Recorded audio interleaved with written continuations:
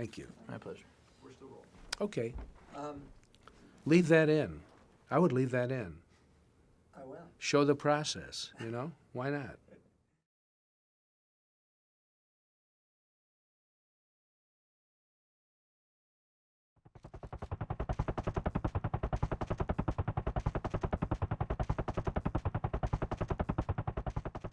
I never made a lot of films, even when I started. I started in, I guess, 1966. And I don't know how many I've made, but I don't think I've made 15 films since 1966. I don't think it's that many. Variety of reasons. The early first couple of films I made were just to become a filmmaker. They had nothing really to do with how I felt about the world or about filmmaking itself. I had made documentaries before doing feature films, and I had done live television before that. And so I was offered these features, the early couple of features, because people liked my documentaries, and I didn't choose the subjects, they did. From the first two on, I chose the subjects I wanted to do. And I guess there are several reasons why I have made an ever-diminishing number of films. First of all, after I had very early success with The French Connection and The Exorcist, I then took some time off and tried to find out who I was and to explore the world. So I took several years off. Then I made several other films, and what happens gradually, I work on films all the time. I prepare films. Sometimes they just evaporate for various reasons. You can't cast them. You can't raise the money. A studio gets bought or sold or loses interest. And then as you get older, you get less in demand as well. You know, whereas I had, every studio trying to make a film with me throughout the 70s and 80s, as it goes into the 90s and beyond, that diminishes. So I have to be a self-starter. You know, I have to find something that I really want to do, that I care about, that says something to me, and that gives me something to say. And then I have to go out and seek financing for that. In the old days, early days when I started, I was under contract to a couple of studios, but I'm not now. I have to find a picture and then sell it, and then all the elements have to come together. This often takes years.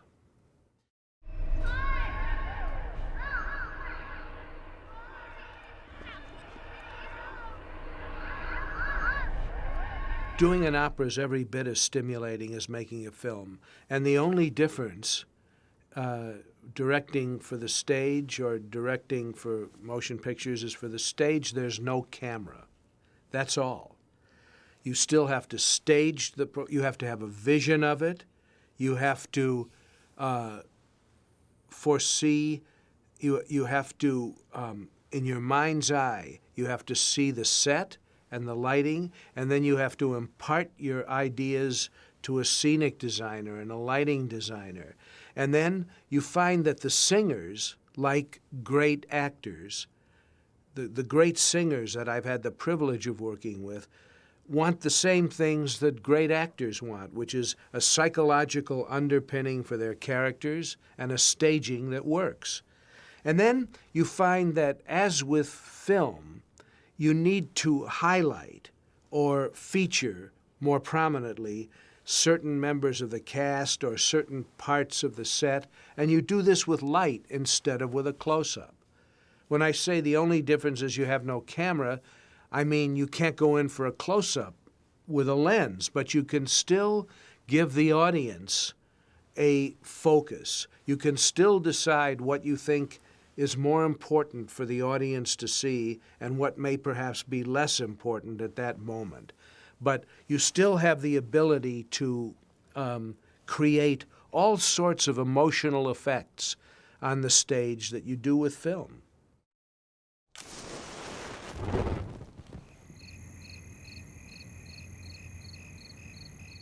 It finds me. Almost everything I've done has found me in one way or another. The French Connection was brought to me by a producer. He had a book about the case, which was nonfiction, but I never read the book. I just met the two original police officers. The Exorcist was sent to me by the fellow who wrote the novel, who I knew only casually, socially, but he thought that,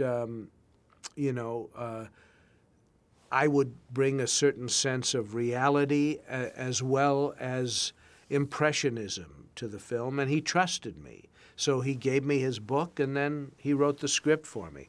And right on down the line, I didn't go looking for, I don't look for material, but almost anything can be material for me. An overheard piece of conversation. On 3 occasions, I've adapted plays to the screen. On just a couple of occasions, I've adapted novels. The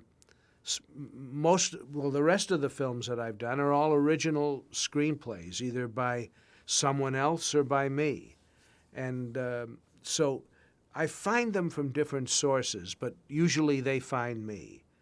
I mean, yes, I read the newspapers, and occasionally I'll clip something out that's of interest and work on it, and it usually takes a long time, and I finally discover the story, and then I can take it out there.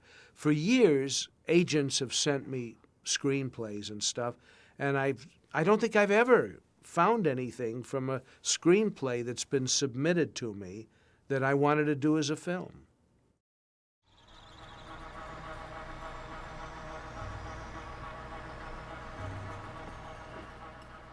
Well, what interests me are character studies, and almost all the films I've done are about the thin line between good and evil, the thin line between the policeman and the criminal. And somehow or other, those themes appear in all of my films. Some work, and some are okay, and some don't work, I've had a lot of films that I've made that frankly don't work, and I can see that they don't work. Unfortunately, the rest of the world can see it too.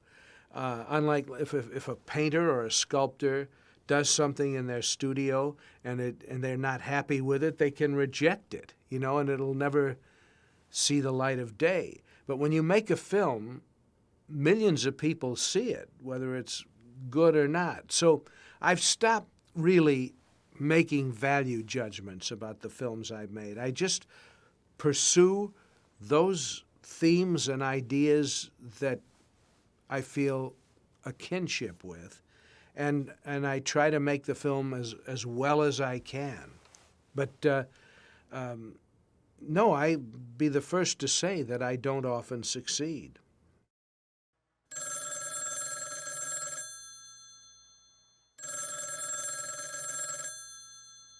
Not necessarily. I can tell you that back in the 70s, all of my contemporaries and I had a great deal of attempted interference on the part of all the people who ran the studios. They would constantly try to get us to do this or change that or rewrite this or cast this person, not that person. I think there's less of that today because you have the rise of independent film. Today, we didn't have these independent films in such profusion as you have today, where you have whole little areas of studios and studios themselves that are devoted to a kind of independent film. When I started, the independent film was either experimental or it was done by people like John Cassavetes, who mortgaged his house to make a film. It wasn't a question of, can I raise $3 million from this company to make him? He had to mortgage his house, and very often he and his wife and the people he worked with, they lived right on the edge of disaster because they needed and wanted to make these films, which had a very limited release, but a lot of critical attention. But today, you have a whole world of independent film where they don't necessarily try and remake the film. They don't tell you how to cast it. They don't mess around with it. Sometimes they don't release it, that's true. I mean, there are many films that go right to DVD or quickly, but nevertheless, the independent movement has grown up only in like the last 10 years or so. And that affords filmmakers a lot more freedom than we ever had in the 70s. You'd be amazed on how many heads of studios and studio executives had an awful lot to say about the so-called golden age of films that we made in the 70s.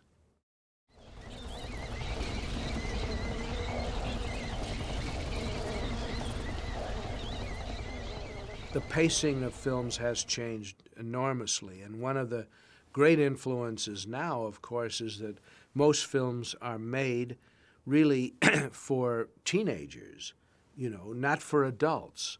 And the teenagers, and now even the adults of this generation, have a lot less of an attention span that they did in the 70s, let's say, when literary influences played a very important part in the way films were made. And I don't mean just they were made out of novels. I mean the whole literary tradition of the great works of fiction is what influenced the way we made and the way people saw films from the 30s on through the 70s. And then in about the 80s, television kicked in and became the main influence. And today, you have television shows like 24, where the pace is so rapid, where the shot changes every 3 seconds, where every director shoots a scene with multiple cameras. When I started, there were no multiple cameras. You did everything. If you wanted to shoot a scene between 2-3 people, you'd film the long shot, and then you'd move the camera in and film an over shoulder, then individual close-ups, and sometimes only the long shot, or only even the close-up. But now, the shot has changed every few seconds because of the attention span, not only of the audience, but of the filmmakers. The teenagers that make up the largest part of the audience today are from the MTV generation, where you had cut. And even though there is more freedom, though, to break all the other rules, the rules of screen direction. If there's a shot of me looking, left to right at you, the accompanying shot of you will be looking right to left at me. That convention is completely out the window now. You sometimes will see multiple cuts of a person looking this way and then the same person looking the other way in the same sentence. And it really is a display of the virtuosity of the director and the camera crew and the editor. And the editors and the camera people are having much more fun these days with editing than ever we had before. In the early days of the films of John Ford, one of the greatest of all American filmmakers, they used to say that in a John Ford film, all the editor did was take the slates off the front and back ends of the shot, the identifying slate of what the scene number was, and that's all the editor did. That John Ford would shoot a scene, let's say on you're talking, and he'd film you to the middle of a sentence and then stop you. And he planned to make a cut in the middle of that sentence, so he'd stop shooting you there and shoot the next person. And to a great extent, the filmmakers in those days, from the 30s on, and even the silent films in the 20s, they had a much greater respect for the power of the single image. They would find a single image that was iconic of the scene and very often stay with it throughout the scene. And editing or pacing was much less important. I mean, one of the great movies ever made, possibly the greatest according to critics, Citizen Kane. You know, very little editing within scenes, very little. Mostly there'd be an amazing, iconic shot that was beautifully composed and lit, and then the actors would move around in it, you know, or not. Today, that style is completely different. But I'm not saying it's worse. It's an evolution of styles. Yes, it is different today. And along with that evolution is coming the fact that 35 millimeter film, on which Bug was shot, within a couple of years, there won't be anything shot on 35 millimeter anymore, in the way that there are no more 35 millimeter film cameras. It's all digital now. I really don't think Kodak still makes 35 millimeter film. They're making digital cameras now. Technicolor, which was the prime laboratory for developing film all through the history of film, is now in the digital business. And film itself is a lost medium. But that is part of the evolution. It's going to be wrong to call it a film pretty soon, because there's no film. There will be no film. A lot of the stuff that you see today is shot with digital cameras. And it's on a disc or digital tape. And they have the ability to put it in cyberspace and beam it into your home or a theater screen or your cell phone.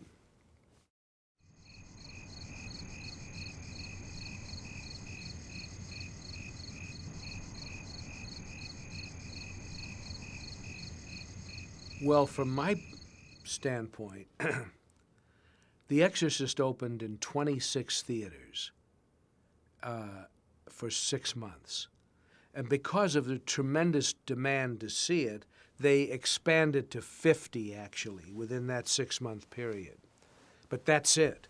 And then it went on later to thousands and thousands of screens and continues to play somewhere every day or on television. But I was happy that it opened in 26 theaters because I had personally checked out all 26 theaters around the country. The Mann Theater in Minneapolis, the National Theater in Los Angeles, all the theaters in the country. I went there, I looked at their projection systems, their sound systems, and often I had them change them. I mention the Mann Theater in Minneapolis because it happened at the time to have a hole in the screen. And I went in there and I spoke to the manager and I said, "There's a hole in the screen here. And you got The Exorcist coming in for 6 months." And he said, "Well, we've had this hole there. It's been there for years." No one's complained. It's been there for years. I said, "Well, you better get a new screen or I'm going to tell them not to send the print." Now, I didn't have the authority to do that, but I was convincing enough that they changed this. The guy said to me, "We can't get a new screen in Minneapolis. We have to send to Chicago for it." I said, "I don't care where you get it. Get a new screen in there, or I'm not going to send the print." And so they did that. And then what I did was I listened to the sound. Very often I changed speakers in these theaters. I had them get new and bigger speakers.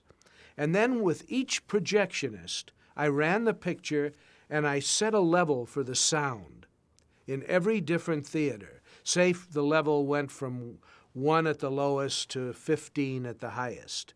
I'd set the level at 11 or 12 or whatever it was for that theater.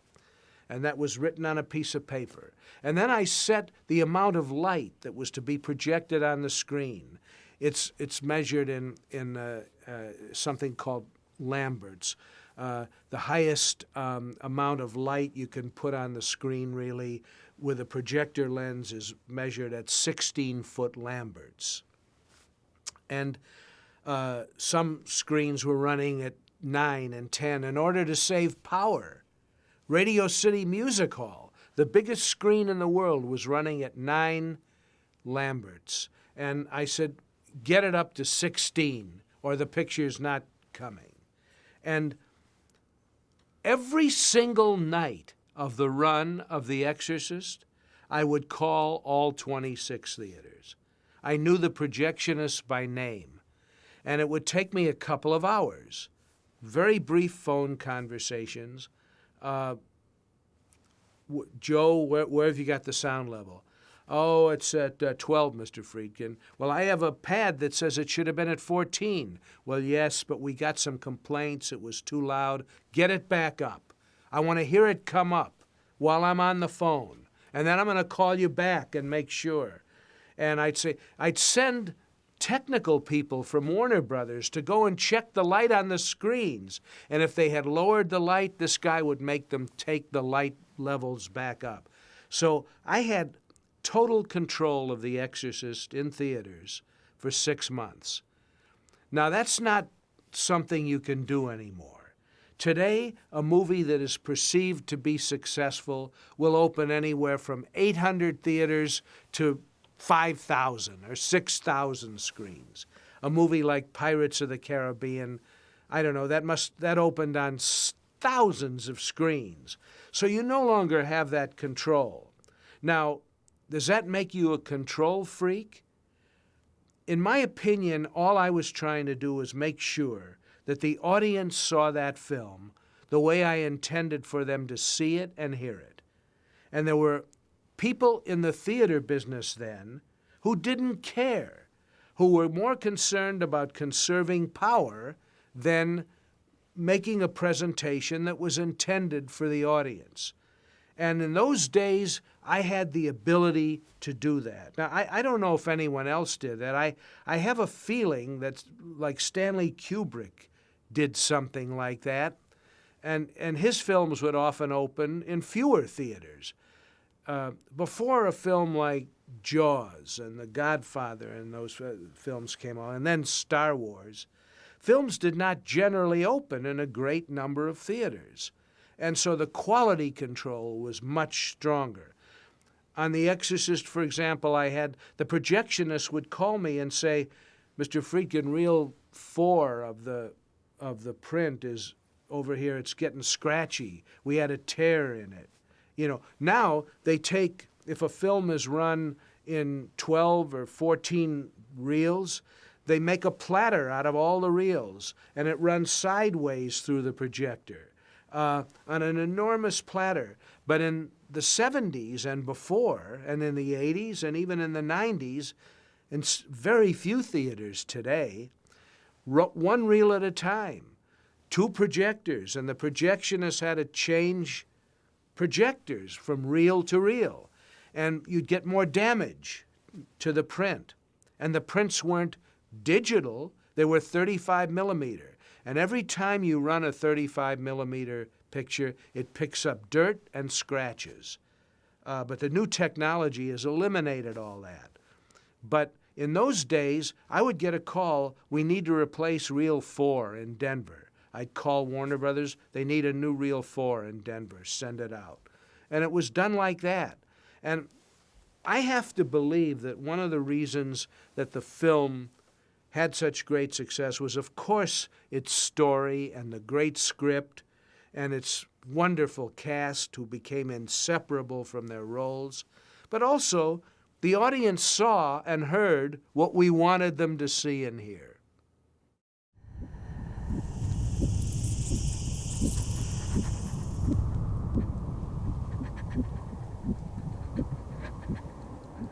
The week after Sorcerer came out, Star Wars opened and completely changed the kind of films that audiences wanted to see, you know, by the multi-millions.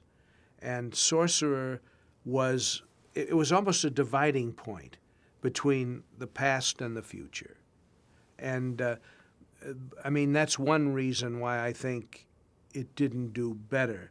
But always, when a film does well or badly, it's always the fault of the film. There's something, and the audience is always right, in my opinion. The audience is always right, which is not to say anything about the quality of the film, but about what the audience wants or don't want. They know what they want. And the directors or filmmakers or producers, whoever, who have been successful over and over again are those that have an inherent feeling of the zeitgeist, you know? And I, at one time, had that, so I know what that is. Around the time I made The French Connection and then The Exorcist, that was the zeitgeist, and I just rode along with it. Those were the films that I wanted to see, that I felt if somebody could make a film like that, I would see it. And that's how the audience felt. And I know what the zeitgeist is now, but I'm not interested in any way in pursuing it.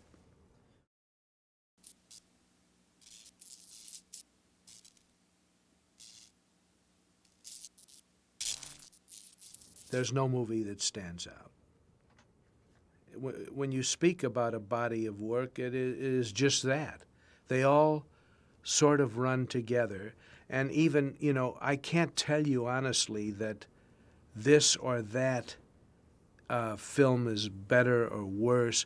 There are some films I've made that I think are terrible, that I couldn't possibly watch again. They are inept. It wasn't that I didn't work as hard on them, but you know, I didn't have the mojo or the magic with me when I made them. Which one, for example? Oh, yeah, I don't want to, you know, you're talking about things like your children, you know?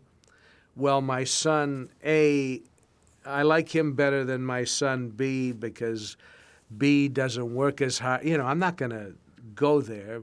But most of the people who are watching this, I think they'll know what I'm talking about. Some films have had a more profound impression on people than others. Some films have been box office successes, others have not. Some films have been artistically successful and others not. I have to say that right now, I honestly believe that Bug is in many ways the most profound and disturbing film I've made. I do believe that now, and, you know, I don't often change my opinion about these things, but occasionally I do. But I love Bug because of the great script and this perfect cast that I was able to get together for it.